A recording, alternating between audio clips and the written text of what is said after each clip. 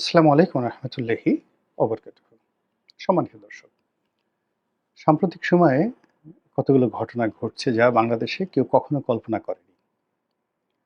যেমন ধরুন, আওয়ামী লীগ জমানার সেই শেষের ৭-৮ বছর সবাই আশঙ্কা করেছিল যে আওয়ামী লীগের যখন পতন হবে তখন বাংলাদেশের পথে ঘাটে বঙ্গবন্ধুর যে মুরালগুলো রয়েছে এগুলো ভাঙা হবে। এটি কিন্তু অনেক আগের থেকে, অর্থাৎ ২০১৯-২০ সন থেকে কিন্তু এই ধরনের কথা মানুষের মুখে মুখে প্রচারিত হয়ে যাচ্ছে। তখন থেকে বলা হচ্ছিল যে শেখ হাসিনা যেভাবে বঙ্গবন্ধুকে ওন করছে এবং যেভাবে বাড়াবাড়ি করছে তাতে করে মুক্তিযুদ্ধের ইতিহাস, বঙ্গবন্ধুর ইতিহাস এবং আওয়ামী লীগের ইতিহাস নিয়ে টানাটানি হবে। এই কথাগুলো কিন্তু মানুষের মুখে মুখে ফিরেছে। ফলে যখন ৫ই আগস্টের পরে বঙ্গবন্ধুর যে মুরালগুলো ভাঙা হলো, তারপরে শেষে তার ছবির সঙ্গে অবমাননা করা হলো, আরো অনেক কিছু হলো। এটা অনেকের কষ্ট লেগেছে, কিন্তু এগুলো যেহেতু আলোচনা হয়েছে, সেই আলোচনা হওয়ার কারণে মানুষ অনেকে বলেছে না এরকম একটা হবে, আমরা তো সেটা জানতামই। কিন্তু শহীদ প্রেসিডেন্ট জিয়াউর রহমান, তাকে নিয়ে কিন্তু আওয়ামী লীগ অনেক বিতর্ক করার চেষ্টা করেছে। এটা পলিটিক্যাল ঈর্ষার কারণে। এর কারণ হলো যে তিনি রাষ্ট্রনায়ক হিসেবে যে সফলতা দেখিয়েছেন, ওই সফলতা বাংলাদেশের একটা মাইলস্টোন হয়ে আছে। ব্যক্তি জিয়াউর রহমান যে সততাটা উনি দেখিয়েছেন এবং একটা এস্টাবলিশ করে ফেলেছেন, প্রোভেন। উনি মিতব্যয়ী ছিলেন, মৃদুভাষী ছিলেন, খুব যাকে বলা হয় রাষ্ট্রনায়কোচিত তার যেটা অ্যাটিটিউড সেটা ছিল। পরিবারের ভিতরে এবং বাইরে তিনি দুর্নীতিটিকে শক্ত হাতে নিয়ন্ত্রণ তিনি করেছেন। তার স্ত্রী, তার সন্তান, শালা, চাচাতো ভাই, ব্রাদার থেকে শুরু করে কারোকেই তিনি রাষ্ট্রীয় কর্মে অন্তর্ভুক্ত হতে দেননি। ফলে কি হলো যে রাষ্ট্রনায়ক হিসেবে তার যে একটা সফলতা, এটা একটা মাইলস্টোন, মাইল ফলক হিসেবে এটা দাঁড়িয়ে গেছে বাংলাদেশের ইতিহাসে। এবং এর সঙ্গে দ্বিতীয় যুক্ত হয়েছে তিনি একটা রাজনৈতিক দল করতে পেরেছেন। এবং সেই রাজনৈতিক দলটি বাংলাদেশে কখনো ১ নম্বর, কখনো ২ নম্বর, মানে আওয়ামী লীগের সঙ্গে তুলনীয় একমাত্র রাজনৈতিক দল। এরশাদ সাহেব দীর্ঘদিন ক্ষমতায় ছিলেন, কিন্তু জাতীয় পার্টিকে তিনি বিএনপির মতো তিনি করতে পারেননি। তো একটা দল প্রতিষ্ঠা করা একক কর্তৃত্বে, এটা আওয়ামী লীগের জন্য আসলে হিংসার বিষয়। কেন হিংসার বিষয়? বঙ্গবন্ধুর কথা যদি আপনি বলেন, তাহলে আওয়ামী লীগের প্রতিষ্ঠার জন্য বঙ্গবন্ধুকে একক কৃতিত্ব কেউ দিবেন না। এখানে বলবেন প্রতিষ্ঠা করেছেন মাওলানা ভাসানী, তারপরে বলবেন যে যখন আওয়ামী লীগের জেনারেল সেক্রেটারি শামসুল হক সাহেব ছিলেন তখন তো বঙ্গবন্ধু একেবারেই ছাত্রনেতা। এরপর মাওলানা আব্দুল হামিদ খান ভাসানীর পরে এই দলের নেতৃত্ব চলে আসে হোসেন শহীদ সরওয়ার্দীর হাতে, এবং হোসেন শহীদ সরওয়ার্দী না হলে পাকিস্তান জমানাতে আওয়ামী লীগের কোনো অস্তিত্বই থাকতো না। এরপর বঙ্গবন্ধুর নেতৃত্বে আসার পর আওয়ামী লীগের ঠিক ওইরকম সফলতা ছিল না। উনার সফলতা আসে সেই উনি যখন জেলে চলে যান এবং ৬৯-এর গণ অভ্যুত্থানের পর তিনি যখন জেল থেকে বের হন, ঠিক ওই সময়টিতে বঙ্গবন্ধুর যে নেতৃত্ব, তার যে কর্তৃত্ব এবং তার যে যাকে বলা হয় ভাবমূর্তি, এটা মূলত ৬৯-এর গণ অভ্যুত্থানের পর থেকে ১০ই জানুয়ারি ১৯৭২ সন পর্যন্ত একটা মনুমেন্ট তৈরি হয়ে গেছে। আজকে বঙ্গবন্ধু বলতে যে বিশালত্ব, আর ৬৮ থেকে ৪৭ পর্যন্ত আমরা যে ইতিহাস বলি বঙ্গবন্ধুর ইতিহাস, এটার একটা ধারাবাহিকতা। জেল খাটছেন, জুলুম করছেন, কিন্তু অ্যাজ এ স্টার এবং অ্যাজ এ সান, রাজনীতির মাঠে একটা সূর্য হিসেবে তার যে ভূমিকা, সেটা ৬৯-এর গণ অভ্যুত্থান থেকে ১৯৭২ সনের ১০ই জানুয়ারি উনি যখন জেল থেকে বেরোলেন, এই সময়ের মধ্যে বেশিরভাগ সময় তিনি জেলে ছিলেন। ৬৯-এর গণ অভ্যুত্থানের সময় তিনি জেলে ছিলেন, আর মুক্তিযুদ্ধের সময় তিনি জেলে ছিলেন, কিন্তু নেতৃত্বটা পুরোটা তার নামে চলে আসে। কিন্তু জিয়াউর রহমানকে যদি আপনি বিএনপির প্রতিষ্ঠাতা ধরেন, তাহলে তাকে বলতে হবে একক প্রতিষ্ঠাতা, ওয়ান ম্যান ওয়ান নেম। কিন্তু আওয়ামী লীগের প্রতিষ্ঠাতাদের মধ্যে যদি ১০ জনকে ধরা হয় তাহলে Bangabandhu one of the 10th। এই গেল দ্বিতীয়। তৃতীয় যে বিষয়টি সেটি হলো রাষ্ট্রনায়ক হিসেবে বঙ্গবন্ধুর যে বিতর্ক, ব্যর্থতা, এটি তাকে তাড়া করে, আওয়ামী লীগকে তাড়া করে। কিন্তু সেই জায়গাটাতে জিয়াউর রহমান সাহেবের যে সফলতা, এটি আওয়ামী লীগকে ঈর্ষান্বিত করে এবং সেই কারণে আওয়ামী লীগ সবসময় পলিটিক্যালি চেষ্টা করেছে বা করে, আগামীতেও করবে, জিয়াউর রহমানকে ছোট করা। আরেকটা বিষয়, সবচেয়ে যেটা আওয়ামী লীগের জন্য মানে যাকে বলা হয় হিংসার বিষয়, সেটা হলো আওয়ামী লীগ যেটাকে ক্যাপিটালাইজ করে সেটা হলো মুক্তিযুদ্ধ। তো সেই মুক্তিযুদ্ধে রণাঙ্গনে যুদ্ধ করেছে, অস্ত্র হাতে যুদ্ধ করেছে, এইরকম লোকের সংখ্যা আওয়ামী লীগে যা তার চেয়ে বেশি বিএনপিতে। আর যেহেতু জিয়াউর রহমান সাহেব একেবারে সরাসরি মুক্তিযুদ্ধের একটা সেক্টর কমান্ডার ছিলেন এবং তার নিজের নামে জেড ফোর্স নামে একটা ফোর্স ছিল, এই দুটো। আর ৩ নম্বর হলো তিনি অন বিহাফ অফ বঙ্গবন্ধু কিন্তু তিনি মুক্তিযুদ্ধের এই ঘোষণাটি পাঠ করেছিলেন, দিয়েছিলেন। বিএনপিটা বলতে চাচ্ছে যে তিনিই মুক্তিযুদ্ধের ঘোষণা দিয়েছেন এবং এটা পার্টলি সত্য। ওই সময়টিতে আসলে তিনি একজন মেজর, একেবারে তরুণ, এত রাজনৈতিক, বঙ্গবন্ধু, মানে জাতীয়তাবাদ, এত কিছু চিন্তা করার সময় ছিল না যুদ্ধের মুহূর্তে। তিনি রিভোল্ট করেছেন। সেই রিভোল্ট করার পর তার তো একেবারে মৃত্যু, অবধারিত মৃত্যু। ফলে তিনি যে ঘোষণাটা দিয়েছিলেন প্রথম দফাতে, ওখানে তিনি অ্যাজ এ প্রেসিডেন্ট হিসেবে, অ্যাজ এ সর্বাধিনায়ক নায়ক হিসেবে তিনি দিয়েছেন। পরবর্তীতে সবার পরামর্শে তিনি on behalf of great leader Bangabandhu দিয়েছেন। এখন এই জিনিসটা তো দুটো পার্ট রয়েছে। একটা হলো প্রথম পার্টে তিনি দিয়েছেন একেবারে প্রেসিডেন্ট হিসেবে, দ্বিতীয় পার্টে তিনি বঙ্গবন্ধুর পক্ষে তিনি এই ভাষণটি দিয়েছেন। এই ইতিহাসটা কিন্তু মোছা যাচ্ছে না। তো মুছতে না পারার কারণে কি হচ্ছে, সঙ্গতির কারণে আওয়ামী লীগ বিএনপিকে ঈর্ষা করে এবং ঈর্ষা করে বিএনপিকে, জিয়াউর রহমানকে ছোট করার তারা চেষ্টা করে। কিন্তু জিয়াউর রহমানকে সরাসরি অবমাননা করা, এটা আওয়ামী লীগ কখনো সাহস পায়নি। একটা সময় জিয়াউর রহমানের এই ঢাকাতে যে চন্দ্রিমা উদ্যানে তার যে কবর রয়েছে, শেখ হাসিনা বলার চেষ্টা করলেন, সংসদে প্রচুর আলোচনা হলো যে এর মধ্যে কোনো লাশ নেই, কিছু নেই, ফলে এই কবর সরিয়ে ফেলা হবে। কিন্তু তারা সাহস পায়নি, তারা এটা করতে চায়নি। এবং দেখেন প্রকৃতি কি নির্মম, যদি সেই কাজটি আওয়ামী লীগ করতো, আজ কিন্তু বঙ্গবন্ধুর লাশটাও কিন্তু টুঙ্গিপাড়াতে থাকতো না।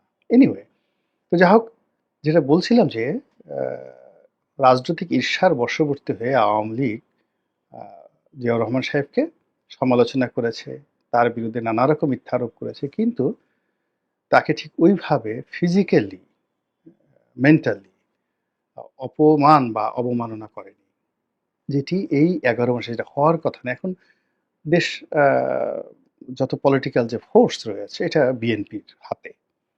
তো বিএনপির হাতে political force, political prospect and aspect বিএনপির পক্ষে। আগামীতে ইলেকশন হলে বিএনপি ক্ষমতায় আসবে। তো ঠিক সেই সময়টিতে প্রেসিডেন্ট জিয়াউর রহমানের ছবি অপমান করা, জুতো দিয়ে পাড়ানো, তার মুরালগুলো ভাঙা, এটা কিসের আলামত? এটা তো বিএনপির জন্য কিয়ামতের আলামত। কারা এই কাজ করছে, কেন করছে, এটা বুঝতে হবে। এর মধ্যে কিসের ইঙ্গিত, কি সর্বনাশের বাতাস এখানে প্রবাহিত হচ্ছে? বিএনপির জীবনে তো এই ঘটনা কখনোই ঘটেনি এবং জিয়াউর রহমানকে নিয়ে মানে ইবলিসও কখনো এরকম চিন্তা করার সাহস পাবে না। একটা মানুষ, তার যা সততা, মানে পদ্মা মেঘনা যমুনাতে প্রবাহমান, যার সততা টেকনাফ থেকে তেঁতুলিয়া পর্যন্ত বাংলাদেশের প্রত্যেকটি ইঞ্চি জায়গা স্বীকার করে যে না, বাংলাদেশে একজন রাষ্ট্রনায়ক এসেছিলেন যিনি চিন্তা চেতনায় একের পরিপূর্ণভাবে সৎ ছিলেন। তার ছবি কেন এখানে অপমানিত হবে, এই বিষয়টা বিএনপিকে চিন্তা করতে হবে এবং অত্যন্ত শক্ত হাতে সর্বশক্তি দিয়ে যদি বিএনপিটি মোকাবেলা করতে না পারে, বিএনপি রাজনীতি জাতীয় পার্টির মতো হয়ে যাবে অথবা ভাসানী ন্যাপের মতো হবে। এই গেল এক। ২ নম্বর হলো যে এই সময়টিতে যখন বিএনপির সূর্য, সৌভাগ্যের সূর্য মধ্য গগনে, যখন তারেক রহমান সাহেবকে বলা হচ্ছে তিনি দেশ নায়ক, এবং দেশের নায়ক, hero, the hero of the land. বলা হচ্ছে তারেক রহমান ভবিষ্যৎ প্রধানমন্ত্রী, সরকার প্রধান অথবা রাষ্ট্রপ্রধান। বলা হচ্ছে যে তারেক রহমান এরকম একটা লিগ্যাসি ধারণ করেন যেটা বাংলাদেশে এই মুহূর্তে তার সমপর্যায়ের কেউ নেই। অর্থাৎ তার মা ৩ বারের প্রধানমন্ত্রী, তার বাবা রাষ্ট্রপতি, তার বাবা মুক্তিযোদ্ধা, সেক্টর কমান্ডার, সেনাপ্রধান, তারপরে তার শ্বশুর নৌবাহিনী প্রধান, ইত্যাদি নানা রকম লিগেসি, মানে ঐতিহ্য, ভালো দিক তার নামের সাথে আছে, তার বংশের সাথে আছে, তার রক্তের সাথে আছে। তার বংশ, মানে তার নানার বংশ, তার দাদার বংশ বাংলাদেশের প্রেক্ষাপটে ঐতিহ্যবাহী বংশ। তার দাদা পাকিস্তান সরকারের প্রধান বৈজ্ঞানিক কর্মকর্তা ছিলেন, সায়েন্টিস্ট ছিলেন এবং কালি বিশেষজ্ঞ ছিলেন। তো জানা তেনা বিষয় নয়। তার বাবা মার যে বিয়ে হয়েছিল সেটা পাকিস্তান জামানাতে একটা 5 স্টার হোটেলে, আজকে যেটা ইন্টারকন্টিনেন্টাল, সেই ইন্টারকন্টিনেন্টালে সেই পাকিস্তান জামানাতে তাদের বিয়ে হয়েছিল। আপনি চিন্তা করেন এখনো ঢাকা শহরে কয়টা বিয়ে 5 স্টার হোটেলে হয়। তো সেই পরিবারের সন্তান তারেক রহমান সাহেব। তো তাকে নিয়ে এখন এমন সব আলোচনা হচ্ছে, এমন সব গালাগাল হচ্ছে, যে গালাগাল আসলে আমরা এই 1 মাস 2 মাস আগে কল্পনাও করতে পারতাম না। যিনি দেশ নায়ক, যিনি শহীদ প্রেসিডেন্ট জিয়াউর রহমানের ছেলে, যিনি বেগম খালেদা জিয়ার গর্ভজাত সন্তান, তো তাকে সেই রাজপথে যে সকল ট্যাগ লাগানো হচ্ছে, অশ্লীল, অশ্রাব্য, এবং বাংলাদেশের ইতিহাসে কোনো শীর্ষ নেতা তো দূরের কথা, মানে এই ধরনের বাজে কথা ফুটপাতের একজন হকারকেও কেউ বলে না। এই সকল গালাগাল দেওয়া হচ্ছে। এখন এই যে তাকে যে গালাগাল দেওয়া হচ্ছে, এবং কোথায়, বুয়েটের মতো জায়গাতে, কোথায়, ঢাকা বিশ্ববিদ্যালয়ের মতো চত্বরে। তো ওই চত্বরে রাজনীতির কতগুলো স্লোগান রয়েছে। রাগ হইলে মানুষ বলে অমুকের চামড়া কুত্তা দিয়ে কামড়া, তারপরে শেষে অমুকের 2 গালে জুতো মারো তালে তালে। এই জিনিসগুলো বাংলাদেশে অ্যাভেলেবল। এটা পাকিস্তান জমানাতে হতো। ইয়াহিয়া খানকে বলা হতো, টেক্কা খানকে বলা হতো। বঙ্গবন্ধুকে নিয়েও মানে তার চামড়া খুলে তার চামড়া দিয়ে ডুগডুগি বাজাবেন মতিয়া চৌধুরী, এই কথাগুলো বলা হতো। বলার পরেও সেই মতিয়া চৌধুরী আওয়ামী লীগের শীর্ষ পর্যায়ে ছিলেন। জিয়াউর রহমান সাহেব যখন ক্ষমতায় ছিলেন, তিনি ঢাকা বিশ্ববিদ্যালয়ে গিয়েছেন, তাকে কেন্দ্র করে ছাত্ররা বিক্ষোভ প্রদর্শন করেছে, কারা কারা নাকি তার কলার ধরার চেষ্টা করেছেন, ইত্যাদি নানা রকম। তিনি সেইগুলো পলিটিক্যালি, রাজনৈতিকভাবে মোকাবেলা করার কারণেই ছাত্র দল বাংলাদেশে একটা কিংবদন্তি রাজনৈতিক সংগঠন, এবং তার সঙ্গে সঙ্গে বিশ্ববিদ্যালয়ে গিয়ে তিনি যে উদারতার পরিচয় দিয়েছেন, সেই উদারতা বঙ্গবন্ধু দেখাতে পারেননি এবং এরশাদ সাহেব দেখাতে পারেনি। তাদের জমানাতে ঢাকা বিশ্ববিদ্যালয়ে তারা ঢুকতে পারেননি, বঙ্গবন্ধু পারেননি যে প্রধানমন্ত্রী রূপে, আর এরশাদ সাহেবও পারেননি। কিন্তু জিয়াউর রহমান ওই ঢাকা বিশ্ববিদ্যালয়ে ওয়াজ ওয়েল অ্যাকসেপ্টেড, এবং ওখানেই ছাত্রলীগের নেতা এই ডক্টর খন্দকার মোশাররফ সাহেব তাদের মতো মানে মেধাবী, সর্বজন শ্রদ্ধেয় রাজনৈতিক নেতৃবৃন্দ বিএনপিতে যোগদান করে। তো এই সকল যে রাজনৈতিক স্লোগান, সেই স্লোগানের মধ্যে অশ্লীলতা ছিল না। মানে এখন অশ্লীলতা কি? অশ্লীলতা হলো যে জিনিসগুলো ঢেকে রাখে সেই জিনিসগুলো, যেমন দেখা গেল যে কারো কুশপুত্তলিকা দাহ করা হয়, তারপরে কারো গলায় জুতার মালা পরানো হয়, তারপরে জুতো মারা হয়। কিন্তু অশ্লীলতা যে জিনিসটি, সেই জিনিসটি হলো যে একেবারে কাউকে উলঙ্গ করে ফেলা হলো, তাকে কাপড় খুলে ফেলা, কুশপুত্তলিকার কাপড় খুলে ফেলা হলো, তার লজ্জা স্থানে আপনি ইচ্ছামতো খোঁচা দিলেন, তারপরে এমন সব শব্দ ব্যবহার করলেন, গুপ্ত অঙ্গকে নিয়ে বিভিন্ন রকম কথাবার্তা বললেন। এই জিনিসগুলো রাজনীতির মধ্যে অতীতে কখনো হয়নি। এমনকি এরশাদ সাহেবকে নিয়েও সেই যে যখন স্বৈরাচার বিরোধী আন্দোলন তুঙ্গে, তখন তার কোনো উলঙ্গ করা ছবি হয়নি। বা এরশাদ সাহেবের কে মানে কোনো একটা দেখা গেল যে এরশাদ সাহেবের সঙ্গে বলা হয়েছে যে তাকে দাতাল শুয়োর বলা হয়েছে, কিন্তু তাকে শুয়োরের লিঙ্গ বলা হয়নি। তাকে কখনো শুয়োরের মলদার বলা হয়নি। তাকে নিয়ে কবিতা রচনা করা হয়েছে যে সব শালা কবি হতে চায়, বিখ্যাত কবিতা। কিন্তু সেখানে অশ্লীলতা ছিল না, ক্রোধ ছিল, ক্ষোভ ছিল। তো তারেক রহমান সাহেব দেশের প্রধান রাজনৈতিক দলের প্রধান ব্যক্তি, তাকে নিয়ে মানুষের ভিন্নতা থাকবে, ক্ষোভ থাকবে, রাগ থাকবে, তার কুশপুত্তলিকা দাহ হবে, আরো অনেক কিছু হবে। কিন্তু এই সময়টিতে তাকে নিয়ে যে অশ্লীলতা হচ্ছে, অশ্রাব্যতা হচ্ছে, গালাগাল হচ্ছে, এবং এগুলো নিয়ে একা একা প্রচুর মানুষ হাসছে, ট্রল করছে, এবং তার মতো একজন মানুষকে, যিনি কিনা রাষ্ট্রনায়ক হবেন, প্রধানমন্ত্রী হবেন, তাকে এইরকম মানুষের গালির, অশ্লীল গালির উপলক্ষ করে দেওয়া হয়েছে, যেটি যদি তিনি কাটিয়ে উঠতে না পারেন, তাহলে তার পক্ষে সম্মান এবং মর্যাদার জায়গায় যাওয়াটা অসম্ভব। বোঝার চেষ্টা করুন, শেখ হাসিনাকে নিয়েও কিন্তু একই অবস্থা হয়েছিল। অর্থাৎ দীর্ঘদিন তাকে নিয়ে মানুষের অনেক রাগ ছিল, ক্ষোভ ছিল, কিন্তু শেফায়েতুল্লাহ সেফু কিংবা পিনাকিরা যখন তাকে নিয়ে খুব অশ্লীল, অশ্রাব্য গালাগাল শুরু করলেন, ফলে ওই যে তার যে একটা মর্যাদা হানিটা হয়ে গেল, দেখুন প্রকৃতি কিন্তু তাকে সেই জায়গাতে নিয়ে গেছে।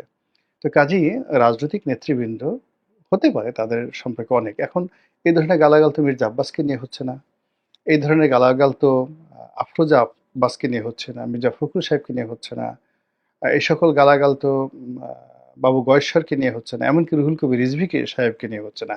তারেক রহমান সাহেবকে নিয়ে কেন একশো ধরনের গালাগাল হবে? এর পেছনে একটা লং টার্ম ম্যাটিকুলাস ডিজাইন রয়েছে বিএনপিকে শেষ করার। আর থার্ড হলো, কতগুলো মানে এই সময়টাতে দুঃসংবাদ, যে আওয়ামী লীগ নিষিদ্ধর মানে পর্যায়ে, মানে এখন আওয়ামী লীগের কার্যক্রম নিষিদ্ধ, আওয়ামী লীগের বিচার হচ্ছে, এবং দাবি উঠছে যে এটিকে রাজনৈতিকভাবে নিষিদ্ধ করা হোক। আমরা অনেক আগের থেকে বলছিলাম যে -2 পরিকল্পনা চলছে, আর একটা দ্বিতীয় 111 তৈরির প্রেক্ষাপট হচ্ছে, এই কথা আমরা 2024 সনে আমরা অনেকেই বলে আসছি।